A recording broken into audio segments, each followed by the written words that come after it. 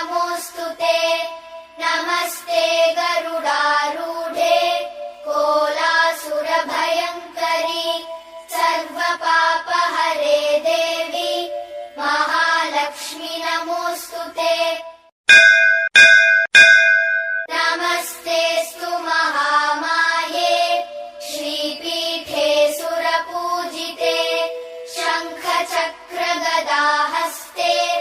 महालक्ष्मी नमोऽस्तु ते। नमस्ते गरुडारूढे